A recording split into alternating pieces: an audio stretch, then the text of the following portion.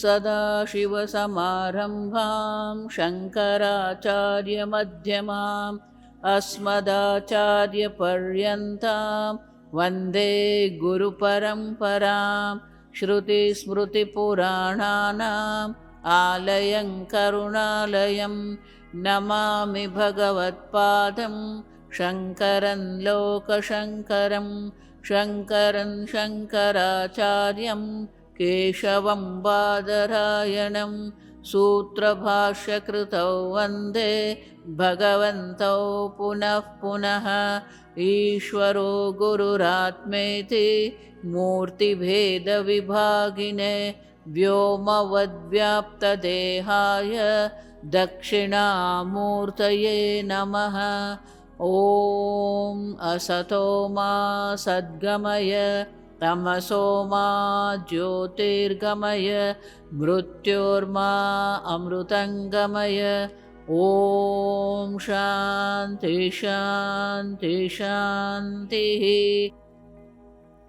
ॐ सहना भवतु सहनौ भुनक्तु सह वीर्यं करवावहै तेजस्विनावधीतमस्तु मा विद्विषावहै। ॐ शान्ति शान्ति शान्तिः। ॐ नमो भगवते वैवस्वताय मृत्यवे ब्रह्मविद्याचार्याय नचिकेतसे च। ॐ नमो भगवते वैवस्वताय मृत्यवे ब्रह्मविद्याचार्याय नचिकेतसे च। ॐ नमो भगवते वैवस्वताय मृत्यवे ब्रह्मविद्याचार्याय नचिकेतसे च। पूर्वोक्त विशेषणान् मुमुक्षुन् वा परं ब्रह्म गमयति इति ब्रह्मगमयितृत्वेन ब्रह्मगमयितृत्वेन योगात् ब्रह्मविद्या उपनिषद तथा च वक्ष्यति। ब्रह्म प्राप्तः विरजः अभूत् विमृत्युः इति। विशरण गति अवसादनार्थ। सद्धातु के 3 अर्थ। अवसादन अर्थ हमने देखा। अब शंकराचार्य जी ये धातु के दूसरे अर्थ को यहाँ दर्शाते हैं। दूसरा अर्थ है गति। गति शब्द का प्रयोग ज्ञान के लिए भी होता है और इसलिए शंकराचार्य जी यहाँ गति शब्द का अर्थ करते हैं। तो कहते पूर्वोक्त विशेषणान मुमुक्षुन। आगे जो दर्शाया, जो विशेषण दर्शाए मुमुक्षुओं के लिए, जो विशेषण दर्शाया दृष्टा अनुश्रविक प्रतिपाद्य विशेष वितृष्णाः। दृष्ट अनुश्रविक वस्तु विषय वितृष्णा, विषय के प्रति जिसके मन में वितृष्णा वैराग्य, वो मुमुक्षु जो है, वो मुमुक्षु को परम ब्रह्म गमयति इति, पर ब्रह्म की ओर ले जाती है, या तो पर ब्रह्म का ज्ञान करा। गमयति नीच प्रत्यय। गच्छति जाता है,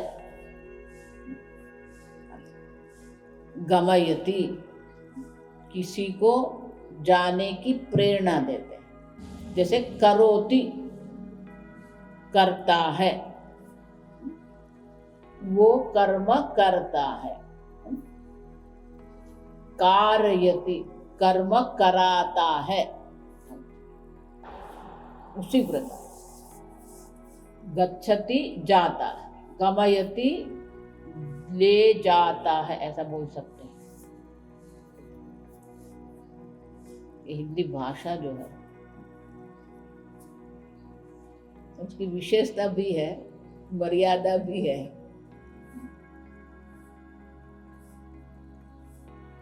ब्रह्म गमयति,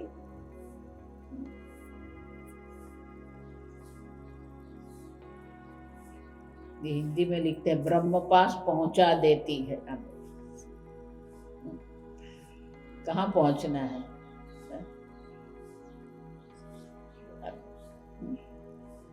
स्व से स्व की यात्रा है ये तो, है ना? स्व से स्व की यात्रा। देखो इसलिए ये ज्ञानी के लिए हिंदी में बहुत है, पहुंचा हुए महात्मा। सुना है कि पहुंचे हुए पहाड़। कहाँ पहुंचे? हिमालय।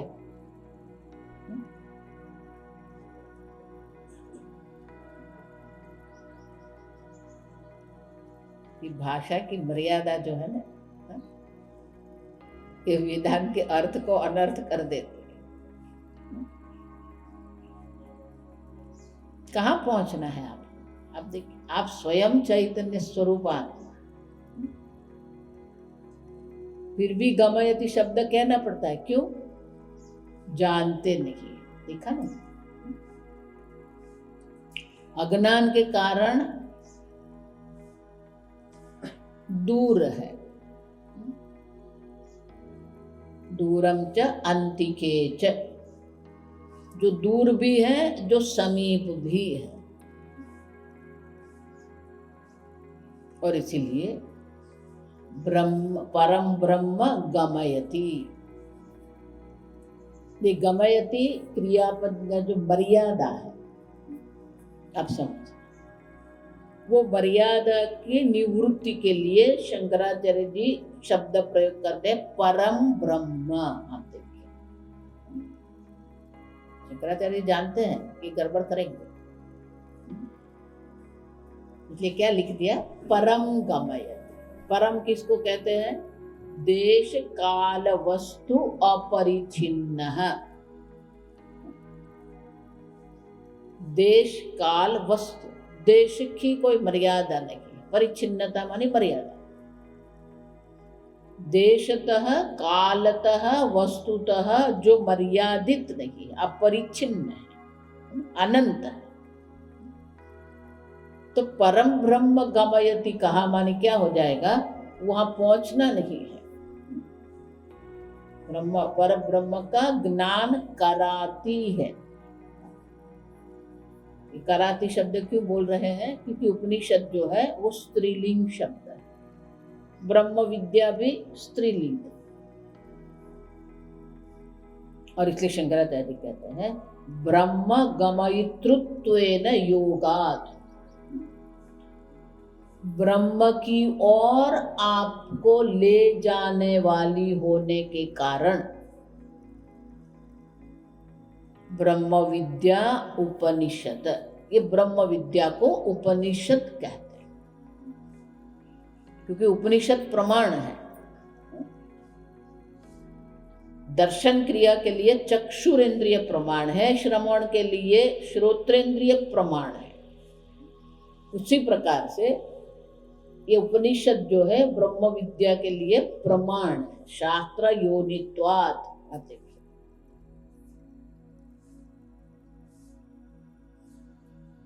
ब्रह्म सूत्र में वेद व्यास जी तीसरा सूत्र कहते हैं।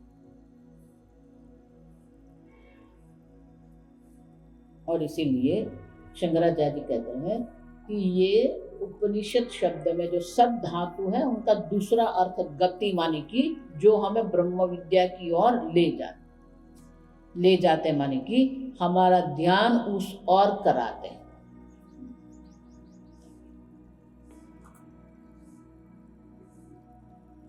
बोले आप क्यों ये शब्द ये अर्थ कर रहे हो? इसलिए शंकराचार्य जी स्वयं कह रहे तथा च, क्योंकि वक्ष्यति इसी उपनिषद में कहा जाएगा। क्या कहा जाएगा? ब्रह्म प्राप्तः विरजः अभूत विमृत्युः।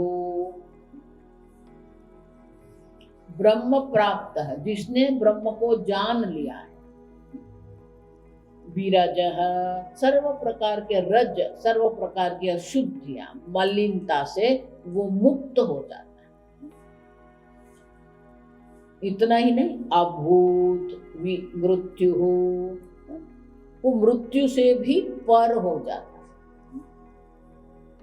विगतः मृत्यु यस्मात्, जिससे ये मृत्यु भी निवृत्त हो गया, माने कि ये जन्म मृत्यु के चक्र से जो मुक्त हो गया। ब्रह्म प्राप्ति, ब्रह्म विद्या से ही मोक्ष की प्राप्ति है, हम देखें। और इसीलिए ये सब धातु जो उनका अर्थ हो सकता है ब्रह्म विद्या। उपनिषद ब्रह्म, उपनिषद शब्द के द्वारा भी ब्रह्म विद्या ही अर्थ होता है। अब तीसरा अर्थ बता, अंतिम पे लोकादिः ब्रह्मजज्ञः यः अग्निस्तद विषयायाः विद्यायाः द्वितीयेन वरेण प्रार्थ्यमानायाः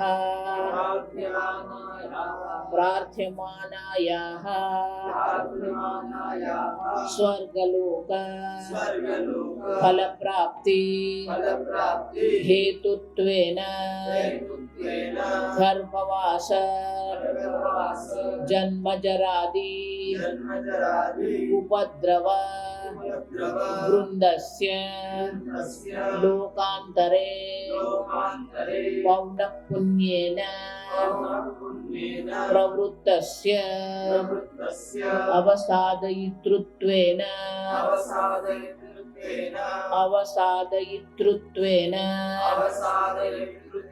शैथिल्य आपादनेन धातु अर्थ योगा अग्निविद्या अपि उपनिषत् इति उच्यते।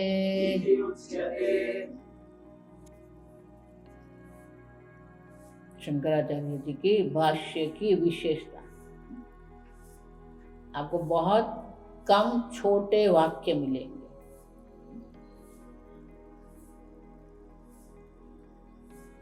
एक ही वाक्य है, आप देखिए पूरा एक वाक्य।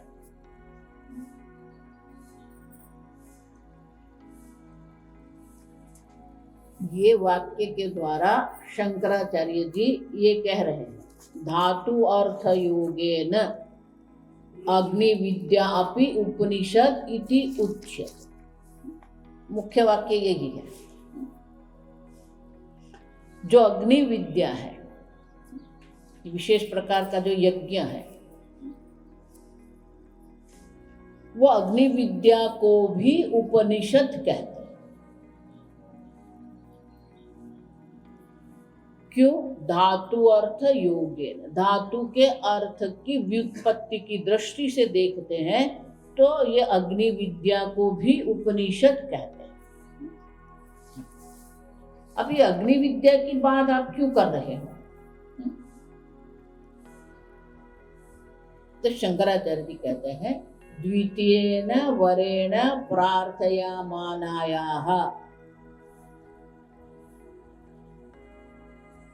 आगे हम देखेंगे, यमराजा ने नचिकेता को 3 वरदान दिए। उसमें जो द्वितीय वर्ण दूसरे वरदान के रूप में नचिकेता ने ये अग्नि विद्या के लिए प्रार्थना की थी। प्रार्थया मानायाः, यमराजा को नचिकेता ने प्रार्थना की। तो जिसको प्रार्थना की गई थी, प्रार्थया, और प्रार्थना की गई थी उस कारण से, तो द्वितीय वरदान के रूप में नचिकेता ने अग्नि विद्या की प्रार्थना की थी, विनंती की थी। और वो जो अग्नि विद्या है, वो अग्नि विद्या क्या है? स्वर्ग लोक फल प्राप्ति हेतुत्वेन, स्वर्ग की प्राप्ति के रूप में जो फल प्राप्ति, अग्नि विद्या के द्वारा वो फल की प्राप्ति होती है,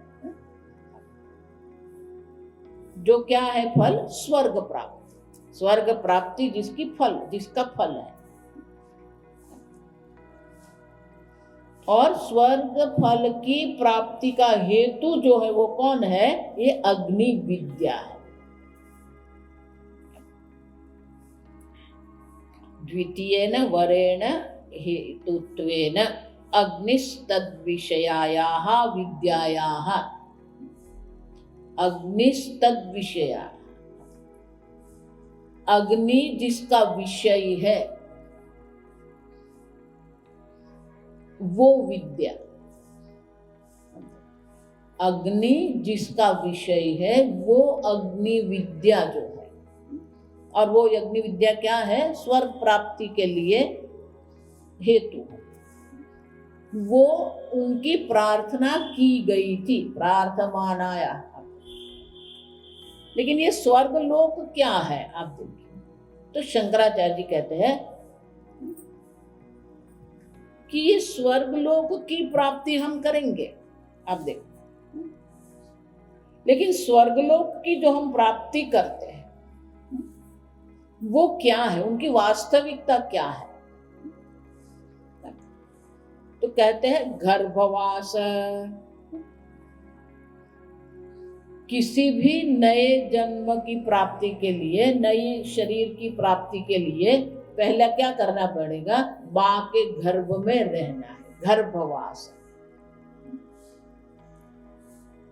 और अगर आपको लग रहा है कि बहुत बढ़िया है गर्भवास, आगे भी मैं कह चुकी, शिव अपराध क्षमापन स्तोत्र मात्र पहले 5 श्लोक ही पढ़ लें।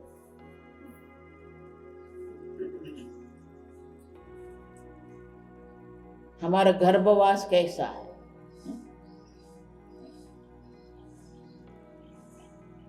वहां ही मल मूत्र करते हैं, वही मल मूत्र हमारे मुंह में जाता है। माता तीखा अम्ल भोजन करते हैं और उनका ताप हम सहन करते हैं गर्भवास।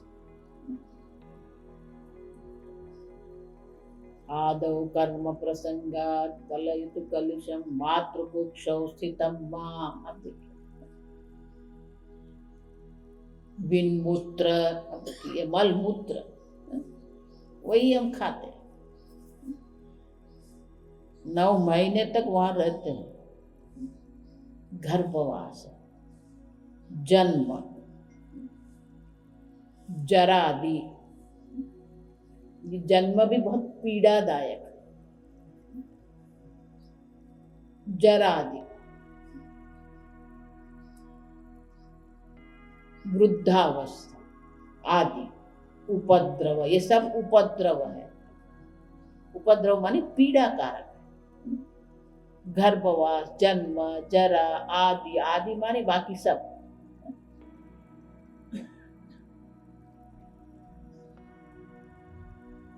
और एक दो नहीं है, उपद्रव वृंदस्य, ये उपद्रव का समूह है। अनेक प्रकार के उपद्रव, अनेक प्रकार की उद्विग्नता, अनेक प्रकार की चिंता, अनेक प्रकार की पीड़ा, अनेक प्रकार का दुख, वृंदस्य, कोई भी जन्म धारण करेंगे ये सब होने वाला ही है। उतना ही नहीं, लोकांतरे, अन्य लोक की प्राप्ति होगी। पौनः पुण्येन प्रवृत्तस्य, पौनः पुण्येन, पुनः पुनः हम ये जन्म मृत्यु के चक्र में पड़े रहते, प्रवृत्त, ये जन्म मृत्यु का चक्र जो प्रवृत्त है, पुनरपि जननम पुनरपि मरणम पुनरपि जननी जठरे शयन, देहिनोस्मिन् यथा देहे कौमारम यौवनम जरा तथा देहांतर प्राप्ति। एक देह में आए फिर दूसरे देह में जाए, दूसरे लोक में जाए।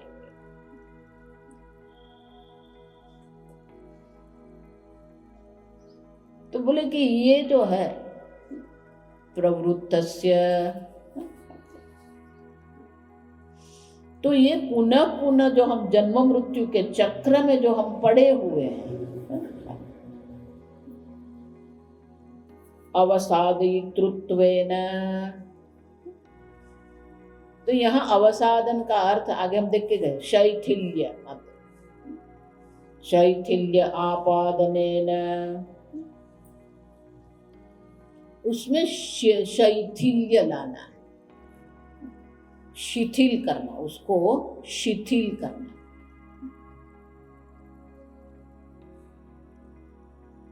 हम जितना ये जगत का चिंतन करें, ये जन्म मृत्यु का चिंतन करें, तभी तो हमारे मन में वैराग्य आए। तो अग्नि विद्या जो उपनिषद है, उसके द्वारा हमें स्वर्ग की प्राप्ति होती है, लेकिन स्वर्ग में क्या हमेशा रहेंगे हम? तेतम भुक्त्वा स्वर्गलोकम विशालम क्षीणे पुण्य मर्त्यलोकम विशन्ति। अब पुण्य क्षीण हो जाएगा, पुनः ये जन्म मृत्यु चक्र में हम पड़ने वाले हैं। प्रवृत्त है जन्म मृत्यु का चक्र, प्रवृत्त है।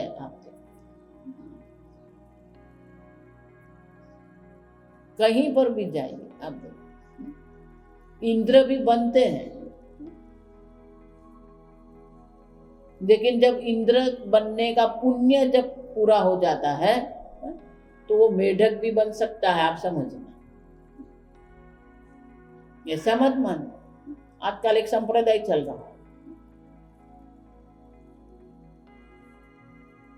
ये एक वाक्य देखो, मैं हमेशा आपको बोलती हूँ, कोई भी संप्रदाय है, कोई भी महात्मा है, कोई भी पुस्तक है, अपने तर्क को बंद मत करो। मैं हमेशा सबको कहती हूँ, वेदांत में तर्क के कारण ही मैं आई हूँ, आप समझ।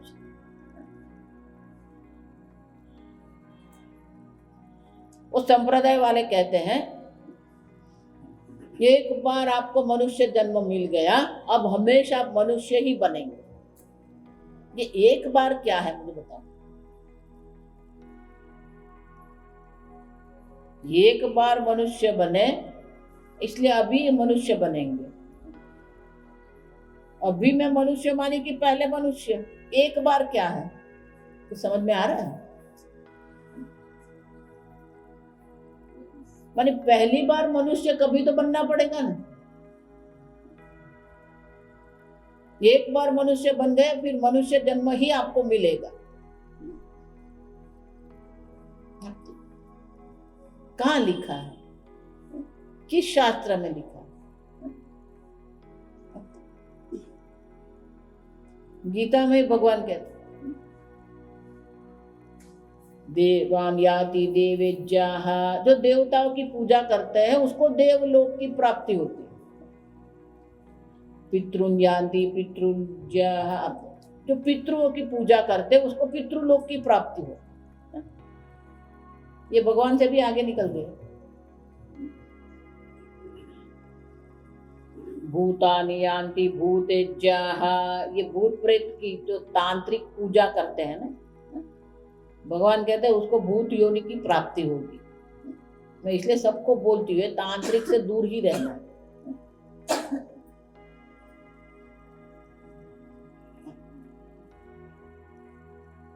बद्यादि माम यान्ति, भगवान कहते हैं मेरी पूजा करेंगे, मेरा चिंतन करेंगे, मेरी प्राप्ति हो। कहीं पर नहीं लिखा है कि एक बार मनुष्य जन्म मिला इसलिए दूसरी बार आपको मनुष्य जन्म ही मिलेगा।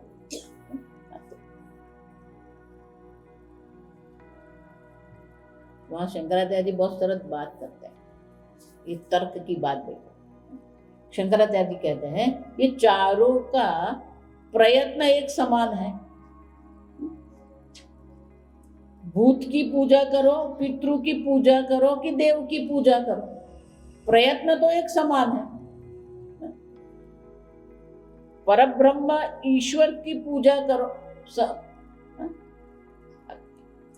प्रयत्न सबके एक समान है। लेकिन एक को भूत योनि प्राप्त होती है, दूसरे को देव योनि प्राप्त होती है, तीसरे को पितृ योनि प्राप्त होती है और चौथे को परमात्मा की प्राप्ति होती है। प्रयास तो वही है, आप देखिए। तब हमें निश्चय करना है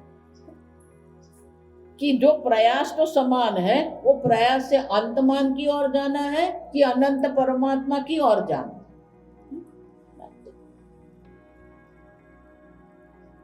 और इसलिए शंकराचार्य जी कहते हैं पौन पुण्येन, ये पुनः पुनः हम जन्म मृत्यु चक्र में जो पड़े हुए हैं उसको शिथिल करने वाली ये यज्ञ विद्या है। और इसलिए शंकराचार्य कहते हैं शैथिल्यात्, ये शिथिल कर। क्यों? क्योंकि हम चिंतन करते हैं कि स्वर्ग की प्राप्ति होगी, लेकिन यहां पर आएगा, यहां पर भी वही आएगा कि भाई ये पुण्य तो प्राप्त कर लिया, लेकिन पुण्य प्राप्त करते भी ये पुण्य स्वयं तो अनित्य है, तो जो मिलेगा वो भी क्या मिलेगा? अनित्य ही मिलेगा। कोई परमानेंट हेल एंड हेवन नहीं है, आप समझ लो। इसीलिए मैं नरक को भगवान का धोबी घाट कहते हैं। ये नरक क्या है? भगवान का धोबी घाट। क्यों? ये इतना पाप किया है, अब नरक में भेज के भगवान हमारी शुद्धि करते हैं। ये बंबई में धोबी घाट पर जाना, वो क्या करते हैं? वो कपड़ा लेते हैं, फिर ऐसे पत्थर पर क्या करते हैं?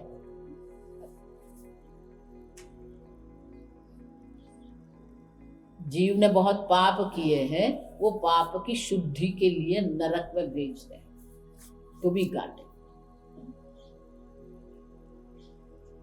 और इसलिए शंकराचार्य जी कहते हैं कि ये स्वर्ग प्राप्ति की जो हमारी इच्छा है, अग्नि विद्या, वो अग्नि विद्या जो है हमारी, जो ये स्वर्ग प्राप्ति की इच्छा उसको शिथिल करने वाली। और इसीलिए अग्नि विद्या को भी उपनिषद कहते हैं। इस प्रकार से शंकराचार्य जी यहाँ कहते हैं कि ये सद्धातु जो, वो सद्धातु जो है अवसर, गति, विसरण, तो ब्रह्म विद्या को भी उपनिषद कहते हैं, अग्नि विद्या को भी उपनिषद कहते हैं। तो शंकराचार्य जी, हमारे मन में तो कोई प्रश्न उठता ही नहीं है, समझ। शंकराचार्य जी स्वयं प्रश्न उठाए, कल हम देखेंगे। शंकराचार्य जी स्वयं ये शंका दर्शाते हैं, कल हम देखेंगे। ओम शन्नो मित्र शं वरुणः शन्नो भवत्वर्यमा शन्न इन्द्रो बृहस्पतिः शन्नो विष्णुरुक्रमः नमो ब्रह्मणे नमस्ते वायो त्वमेव प्रत्यक्षं ब्रह्मासि त्वामेव प्रत्यक्षं ब्रह्मवदिशं ऋतमवादिशं सत्यमवादिशं तन्मामावीत् तद्वक्तारमावीत् आवीर्माम् आवीत् वक्तारम्। ओम शांति शांति शांति। ओम पूर्णमदः पूर्णमिदं पूर्णात् पूर्णमुदच्यते पूर्णस्य पूर्णमादाय पूर्णमेवावशिष्यते। ओम शांति शांति शांति। हरिः ओम। श्री गुरुभ्यो नमः। हरिः ओम।